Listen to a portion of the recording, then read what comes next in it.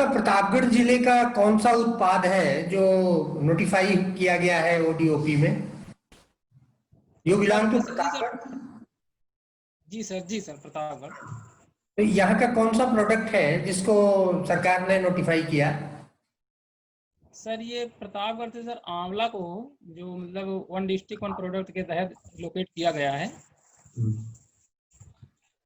ये किस तरह की खास मिट्टी चाहिए आंवले के लिए? सर वैसे तो ये जलोढ़ मृदा में ज़्यादातर मतलब होता है, लेकिन ये इसमें कुछ मात्रा में यदि बलुई और दोमट मिट्टी अगर होती है तो आंवला मतलब आंवला की जो किस्म होती है इसमें फल रस ज़्यादा होते हैं सर। अच्छा, प्रदेश में, हमारे उत्तर प्रदेश में कितने प्रकार हैं मिट्टियों के? कितने प्रकार की मिट्टी पाई जाती है? सर वैसे सर नॉर्मली तौर से सर जलोढ़ मृदा उत्तर प्रदेश में ज़्यादा पाई जाती है, पर इसे कई भागों में छोटे छोटे डिवाइजन में बांटा गया है। जैसे कछारी मृदा पाई जाती है, थोड़ी बलुई मृदा भी पाई जाती है। कहीं कहीं पर जो हमारे दक्कन के जो दक्षिणी पठार होते हैं, जैसे मान लीजिए सर ये बुंदेलखंड का एरिया है, इसमें पथरीली मृदा भी पाई जाती है कहीं कहीं पर। तो इसे छोटे छोटे कई भागों में बांटा जाए तो 4 या 5 रंग की मृदा पाई जाती है। काली मिट्टी बुंदेलखंड रीजन में पाई जाती है, काली मिट्टी, ब्लैक सॉइल? नहीं सर, ये सर महाराष्ट्र के एरिया जो है, जैसे गुजरात के कुछ दक्षिण पूर्वी एरिया, दक्षिण पश्चिम एरिया में जी सर कहाँ? काली मिट्टी की थोड़ा बहुत मात्रा में होती है जी सर। ब्लैक सॉइल किस चीज के लिए सबसे उपयोगी है? काली मिट्टी सर किस ये किस फसल के लिए सबसे उपयोगी है? सर ये कपास इसमें जो होता है, मतलब ये कपास के लिए सबसे उपयुक्त मिट्टी मानी जाती है सर। अच्छा, कुछ फसलें हैं जैसे चना है, आपका मसूर है, इवन ये सीड सीड इसके ऑयल सीड्स हैं सरसों वगैरह के, और इनके लिए कौन सी मिट्टी की आवश्यकता पड़ती है ज्यादा? सर ये उत्तर प्रदेश के दक्षिणी क्षेत्र में जो ये बुंदेलखंड का एरिया होता है, पथरीली मिट्टी होती है, ज़्यादा इसमें नमी नहीं होती, ज़्यादा पानी की भी आवश्यकता नहीं होती है। तो इसलिए सर जो सूखी पथरीली मिट्टी होती है इसमें चना अच्छे मात्रा में मतलब उपजाया जाता है। ऐसी और कौन सी फसलें हैं जिनको बारिश की जरूरत नहीं है या सिंचाई की जरूरत नहीं है, कम से कम जरूरत है? जी सर, दलहन की जो जैसे मटर हो गया सर, अरहर हो गया, ये चना हो गया सर, मसूर की दाल हो गई सर। तो बेसिकली सर ये दाल जो दलहन के जो एरिया होता है, दलहन का जो उत्पाद होता है, इसमें सर पानी की मात्रा कम लगती है। अरहर की फसल को किस में कैटेगराइज किया जाएगा, खरीफ में या रबी में? सर ये सर ये रबी में आती है शायद। भाई, सोइंग से होगा या उसकी मैच्योरिटी पर होगा, ये आप जरा फिर से सोच लीजिए। क्योंकि अरहर एक ऐसी क्रॉप है जो लगभग 8-9 महीना, 10 महीना लेती है। जी सर, दरअसल सर ये गेहूं का सीजन जब गेहूं काटा जाता है सर, उसके कुछ दिनों बाद ये काटा जाता है, तो इसलिए थोड़ा हमने सर अंदाजा लगा के बताया कि शायद रबी में सर होता है। बड़ा सुनो, बड़ा सीधा सा फार्मूला है। ये जुलाई अगस्त में बोई जाती है, बरसात with the onset of monsoon, और जाके हार्वेस्टिंग इसकी होगी मार्च अप्रैल में, गेहूं वगैरह के साथ जो आप बता रहे हैं।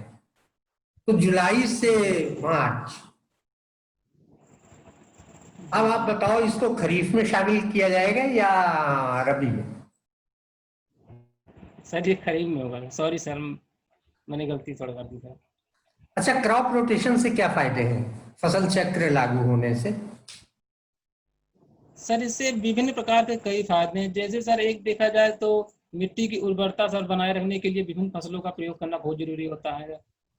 और दूसरी सर ये एक तरह से सर पर्यावरण प्रदूषण को भी, जलवायु बेसिकली सर जलवायु परिवर्तन को सर कम करने के लिए बहुत ही कारगर तरीका अपनाया जाता है सर। मिट्टी के स्वास्थ्य के लिए, मिट्टी जो है ना जिसमें फसल बोई जाती है, सॉइल हेल्थ को चेकअप करने के लिए सरकार ने क्या व्यवस्था कराई है? सर ये मृदा स्वास्थ्य कार्ड नाम की एक सर योजना चलाई गई थी सर भारत सरकार द्वारा। कौन सी योजना? सर मृदा स्वास्थ्य कार्ड सर। अच्छा, हाँ।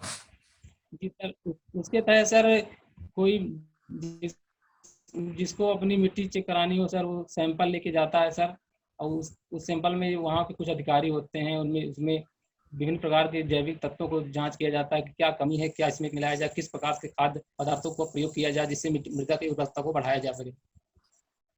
ऑर्गेनिक मैन्योरिंग जो है ना, जैविक खाद, जी सर। जैविक खाद ये किस चीज से बनती है, कैसे बनती है?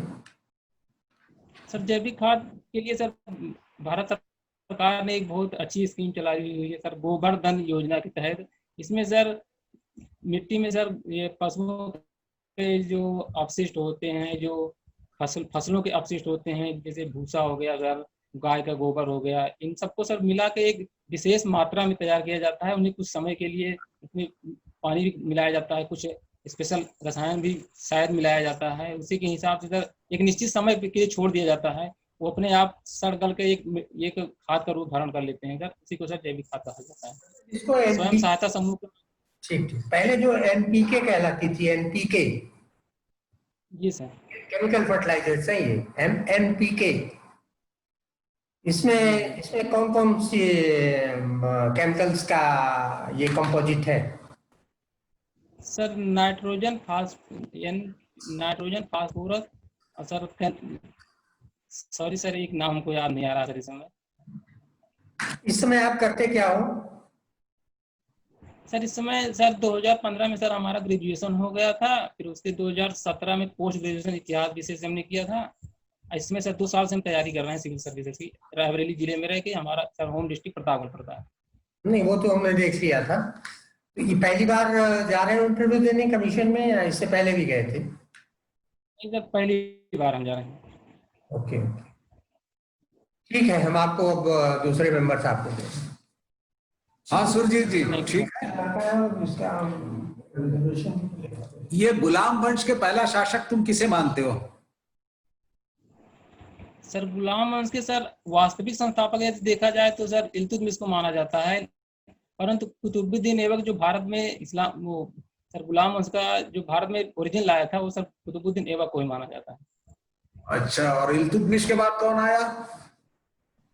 सर इल्तुतमिश के बाद सर उसने सर अपने पुत्री रजिया को सर अपना उत्तराधिकारी घोषित किया था, तो सर रजिया ही मानी जाती है सर। नहीं, और कौन कौन थे इसके भाई? रुकनुद्दीन फिरोज थे? जी सर इसके भाई थे सर। बाद में सर इसको अपदस्थ करके सर वो आए थे, कुछ समय के लिए बनाया गया था उनको, कठपुतली शासन की तरह थे सर। अच्छा, जियाउद्दीन बर्नी किसके शासन काल में था? सर इसका सर शासन काल सर कई सल्तनत में कई शासकों के तहत माना जाता है, पर सर ये अलाउद्दीन खिलजी के समय ये सबसे ज्यादा समय पर भारत में रहा था। अलाउद्दीन खिलजी के समय में था ज्यादा कि बलबन के समय में? सॉरी सर, मोहम्मद बिन तुगलक के समय में, सॉरी सर। और इब्ने बतूता किसके टेन्योर में आया था? इब्ने बतूता सर ये मोरक्को का सर ये यात्री था, ये सर ये भी सर मोहम्मद बिन तुगलक के 1336 के आसपास सर आया था सर। ठीक है सर।